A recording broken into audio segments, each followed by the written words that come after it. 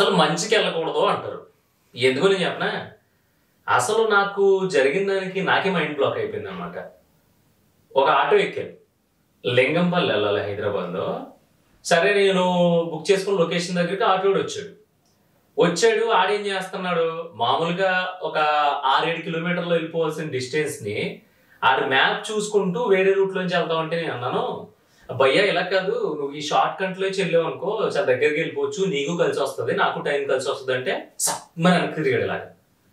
ఏంది నువ్వు చెప్పినట్టు పోవాలనా, ఎప్పుడు వచ్చినావు నువ్వు హైదరాబాద్కి, మీ అప్పుల్లో ఎప్పటికి వెళ్ళి ఉంటున్నావు, లింగంపల్లి ఎన్నిసార్లు పోయినావు నువ్వు అన్నాడు. అరే మగడ నేనేమన్నాను రా బాబు, నీ పెట్రోల్ కలిసి వస్తుంది నాకు టైం కలిసి వస్తుంది, షార్ట్ కట్ చెప్పానంటే ఆటో ఆపేసి అది పెద్ద గొడవ. అంతలేదు ఇంతలేదు, నేను ఈ ఏరియాలో 30 సంవత్సరాల నుంచి ఆటో తోలుతున్నాను, నువ్వు నాకు చెప్తావా, నువ్వు డబ్బులు ఇచ్చినంత మాత్రం నువ్వు ఎటు చెప్తే వెళ్తాను అనుకున్నావా, నువ్వు ర్యాపిడోలో బుక్ చేసుకున్నావు, నాకు ర్యాపిడోలో ఎలా చూపిస్తే అలాగే వెళ్తానని చెప్పి 6 కిలోమీటర్ల డిస్టెన్స్ ని 8.5 కిలోమీటర్ల డిస్టెన్స్ తిప్పి తీసుకెళ్ళాడు. అంత పూర్ మైండ్ సెట్ అంతలా ఉన్నారు జనం. అలా ఒకరిద్దరు కాదు. ఇంకో ఇన్సిడెంట్ చెప్తాను.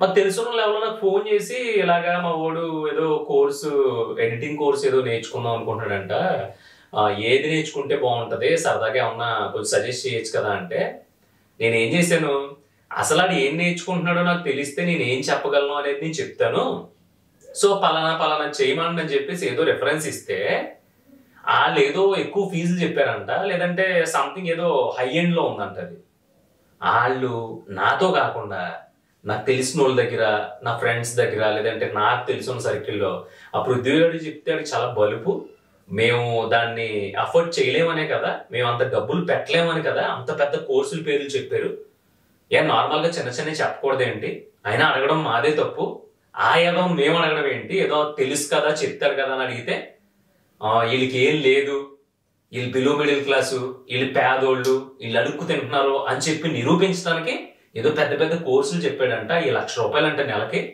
ఎవడు కడతాడు, ఎవడు నేర్చుకుంటాడు అన్నాడు.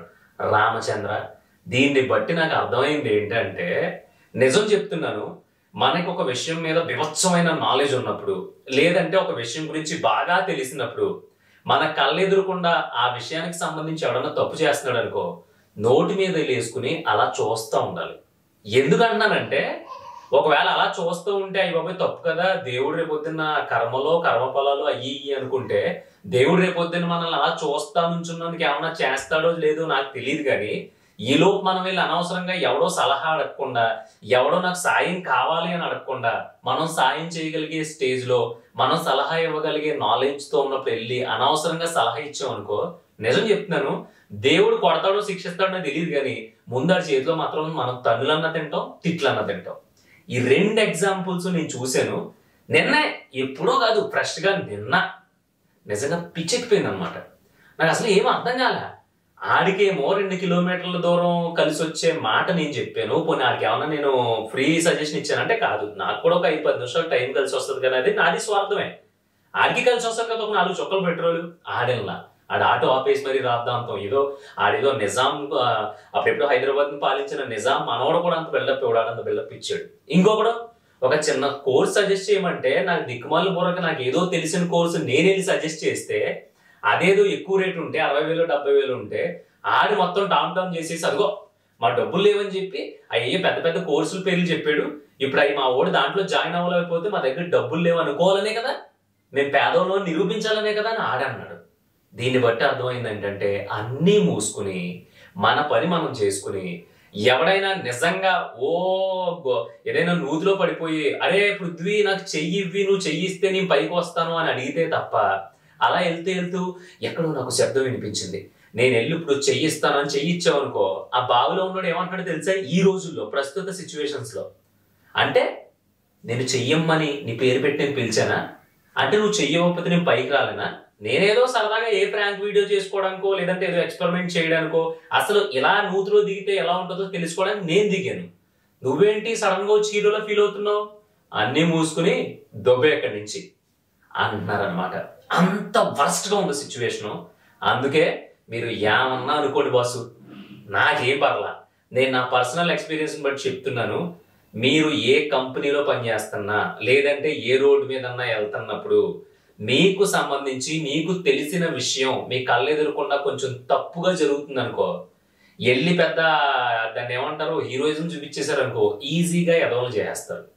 ఎందుకంటే ఇక్కడ ఎవడో కూడా అయ్యో నేను కొంచెం వీక్, నేను మెంటల్గా కొంచెం ఓకే, నేను ఇలా తప్పు చేస్తున్నాను అని అడిగి తెలుసున్నా కూడా ఎవడైనా పాయింట్ అవుట్ చేసి చూపించి ఇలా కాదు నువ్వు ఇలా చేస్తున్నావు, ఇలా కాకుండా అలా చేస్తే బాగుంటది అని నువ్వు పెద్ద మనసు చేసుకుని మధ్యలో పొల్లెట్టావు అనుకో, ఆడదే పొల్ల అదే కర్ర తీసుకుని ఉరికించి కొడతాడు నిన్ను.